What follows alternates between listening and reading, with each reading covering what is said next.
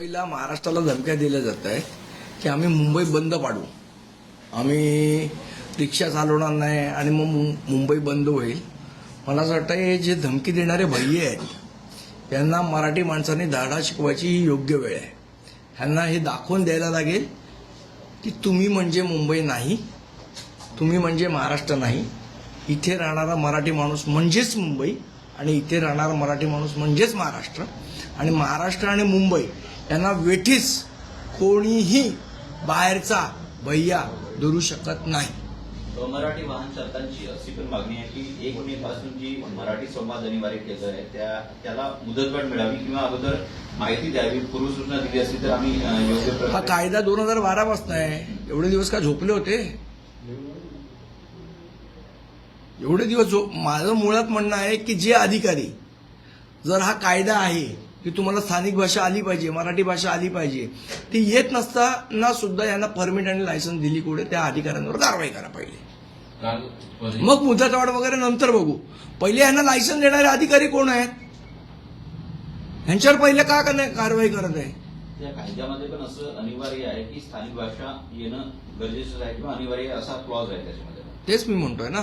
मग ते असताना सुद्धा यांना भाषा येत नसताना सुद्धा यांना लायसन्स दिली कोणी, यांना परमिट दिली कोणी? त्या अधिकाऱ्यांवर कारवाई केली पाहिजे प्रताप सरनाईक साहेबांनी. भाईंदरमध्ये काल एक राडा बघायला मिळाला होता. गुणरत्न सदावर्ते त्या ठिकाणी मराठी माणसांच्या समर्थनार्थ केले होते. तुम्हाला एक सांगू का, माझ्या आईने लहानपणी मला शिकवलंय की कुत्रा आपल्यावर मुंकला म्हणून आपण कुत्र्यावर मुंकायचं नसतं. परिवहन विभागाची बैठक झाली, त्यामध्ये मराठी साहित्यिकांचं असं म्हणणं आहे किमान 10-12 तरी शब्द हे रिक्षा चालकांना येणं गरजेचं आहे, अशा प्रकारचं. 10-12 शब्द कशाला, भाषा येणं गरजेचं आहे. फालतूचे लाड नाही 10-12 शब्द वगैरे. काल परिवहन मंत्र्यांनी जी साहित्यिकांची बैठक घेतली त्यानंतर त्या साहित्यिकांना माझं सांगणं आहे की 10-12 शब्द वगैरे नाही, पूर्ण भाषा येणं गरजेचं आहे. त्यांचं म्हणणं असं होतं की एक नोट अशा प्रकारे तयार केली जाईल की 10 वाक्य त्याच्यामध्ये असतील, कुठं चालला, कशाला हे, कशाला, आणि त्यांना प्रशिक्षण देऊ. कशाला भाषा यायला काय? तुम्ही इथे महाराष्ट्रात राहता, इथे धंदा करता, इथे पोट भरता, इथली भाषा शिकायला काय 10-12 शब्द शिकायला आहेत काय? ते युपी मधनच शिकून या. जर इथे पोट भरायचं आहे ना तर उत्तर प्रदेशमध्ये मराठी कंपल्सरी करा. खरं तर मला असं प्रामाणिकपणे वाटतं की महाराष्ट्र असेल, कर्नाटक असेल, तामिळनाडू असेल, आंध्र असेल, ह्या ज्या दक्षिणेतली राज्य आहेत, या राज्यांना एकमेकांना केंद्र सरकार नेहमी लढवत असतं, जसं बेळगाव सीमावाद हे ते.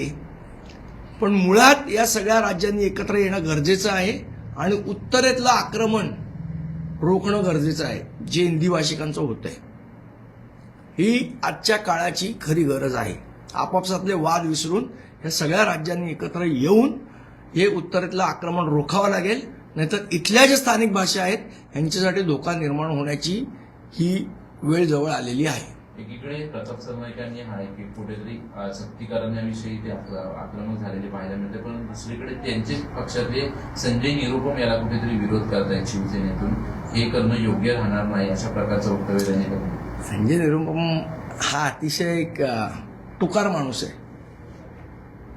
त्यामुळे त्याच्यावर बोलावं एवढी त्यांचं काही नाहीये. एक नंबरचा टुकार माणूस आहे. पण काहीच आणि एवढं करून भैया लोक त्याला मतदान करत नाहीत ते नाहीच. काही संघटना देखील, शशांक राव यांची संघटना आहे, त्या देखील या. मी तुम्हाला सांगितलं ना, त्यांनी एकदा संप करून बघावा, एकदा महाराष्ट्राला कळूच देत की हे लोक आम्हाला वेटेस धरू शकतात की नाही ते. एकदा काय तर तुमची न्यूसेन्स व्हॅल्यू असेल तर ती 4 तारखेला दाखवा. आम्हाला पण बघायचीच आहे काय तुमची न्यूसेन्स व्हॅल्यू आहे आणि तुम्ही कशी मुंबई बंद करता ते. खरं तर ज्या पद्धतीने सुरतवरनं या लोकांना परत पाठवलं ना, त्याच पद्धतीने महाराष्ट्रात आणि मुंबईतनं परत पाठवण्याची वेळ आली आहे. परवा आपण बघितलं भाजपच्या मोर्चामध्ये एका महिलेला बराच त्रास सहन करावा लागला आणि त्यानंतर तिच्या रोषाचा सामना सगळ्यांनाच करावा लागला. मात्र आता या महिलेविरोधातच तक्रार होत आहे, पोलीस स्टेशनला तक्रार दिली जाते की तिने पोलिसांसोबत योग्य वागली नाही, मिनिस्टरला रडीचा डाव आहे भाजपचा. दुसरीकडे आणि नारी शक्ती बिल आणताय ना, त्या नारीचा संतापाचा सहन तर करायची का जर तुमच्या चुका झाल्यात तर? सदावर्ते यांची मुलगी झैन सदावर्ते हिने तिच्या तक्रार दिली. मी काय सांगितलं मगाशी तेच. कांदिवलीतील जवळपास 17,679 स्क्वेअर फूटची जो भूखंड आहे पालिकेचा, तो एका जैन इंटरनॅशनल संघटनेला देण्याचा प्रस्ताव मेघाट हा घातला जातोय. आज त्या संदर्भात एक मी तुम्हाला आठवत असेल तर एक साधारण आठवड्याभरापूर्वी प्रेस कॉन्फरन्स घेतली होती. त्यावेळेलाही मी सांगितलेलं की महानगरपालिकेचे भूखंडाचं श्रीखंड लाटण्याचा प्रयत्न सगळे बाहेरचे लोक येऊन करतायत. ज्या पद्धतीने नर्सिंग कॉलेजचा एक मोठा भूखंड हा त्या JSWला देण्यात येतोय, त्याचप्रमाणे हा आता तुम्ही सांगता तो भूखंड जैन इंटरनॅशनलला देण्यात येतोय. महापालिकेचे भूखंड लुटून खाण्याचं काम लोक करतायत आणि सो कॉल्ड सत्तेमध्ये बसलेले पहारेकरी जे आधी होते आणि आता मालक झालेत ते लोक स्वतःच्या हाताने महानगरपालिकेचा खजिना लुटवत आहेत. ज्या संस्थेला विल्सन जिमखाना दिला होता त्याच संस्थेला हा भूखंड हे सगळ्या लोडाची पिल्लं आहेत, त्या मंगलप्रभात लोडाची त्यांची पिल्लं आहेत ती, आणि म्हणून त्यांना देतात. मंगलप्रभात लोढा एक नंबरचा हा कट्टर मराठी द्वेष्टा माणूस आहे. हा फक्त त्या गुजराती, जैन, मारवाडी या लोकांपुरताच मर्यादित आहे आणि त्यांच्याच संस्थांना मोठं करण्याचं काम हा लोढा करतोय. याला खरं तर धडा शिकवला पाहिजे या लोढाला.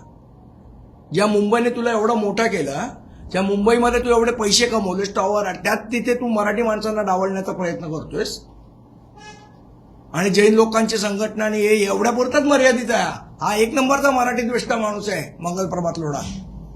केईएमचं नाव कौशल्य एकलव्य करा अशी मागणी मंगलप्रभात लोढांनी. मी सांगितलं ना, डोक्यावर पडलेला माणूस आहे. एकलव्य, कौशल्य आणि KM हॉस्पिटल काही जुळतंय का? फक्त KEM हे नाव ठेवायचं म्हणून हे नाव ठेवलंय. बाकी कौशल्याचा काय संबंध आणि एकलव्याचा काय संबंध? नावच बदलायचं ना. तर आमच्या मनोज चव्हाण यांनी प्रस्ताव दिलाय तिथे.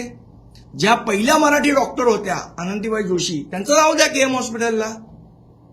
काय डोक्यावर पडलेल्या लोकांना मला मंत्री केलं भाजपने, मला काय कळत नाही. आणि सगळे मराठी द्वेष्टे. तर नाशिक प्रमाणे मुंबईत देखील कॉर्पोरेट जिहादचं प्रकरण समोर येत आहे. मला असं वाटतं या पूर्ण प्रकरणाचा तपास चालू आहे. जेव्हा हे तपास पूर्ण होईल तेव्हा निश्चितपणे याच्यावर आम्ही बोलू.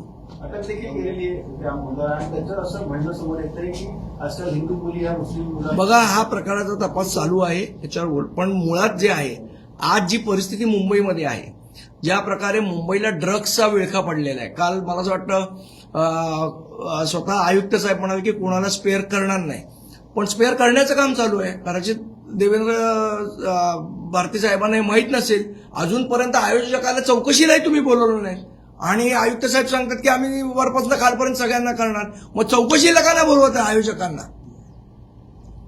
त्यांचे कुठे धागे दोरे आहेत, त्यांचे फोन चेक होत नाहीत, काहीच नाही. ते कोणाच्या संपर्कामध्ये होते, त्यावेळेला काय होतं हे चेक नको करायला?